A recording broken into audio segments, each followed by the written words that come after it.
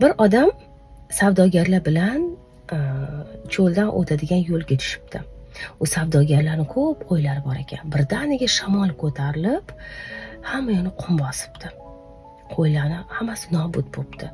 Shunda savdogarlarning joni saqlanib qolinibdi-da, kiyimlarini qoqib yana yo'lda davom etaverishibdi. Boyagi odam hayron qolibdi, savdogarlardan so'rabdi. Nimaga sizlar perjaz qilmayapsizlar, xavotir olmayapsizlar, shuncha narsalar ketib qoldi-ku debdi. Shunda savdogarlar aytishibdiki, Alloh berdi, Alloh oldi, yana beradi. Nima hozir biza xavotir olsak nimadir o'zgaradimi debdi. Xuddi shu videoni yozayotganimda mikrofonimni ismi chiqib ketib sinib qoldi-da.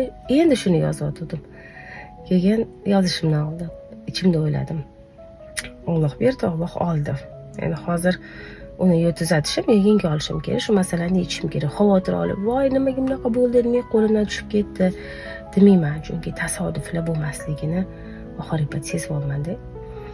Shunaqa ekan, azizlar, oldingizda masala uchrasa, yechishga harakat qilamiz, yecha olmasak, go'zal sabr qilamiz. Boshqacha yo'llarini qidirib ko'rib Allohga tavakkal qilamiz. Bu bejiz sodir bo'lmadi, bu bizga jazo emas. Bu bizdan boshqa bir mukofot kutayotganidan darak bo'ladi. O'zingiz ehtiyot qiling. Like bosib obuna bo'lishni yodingizdan ko'tarilmasin.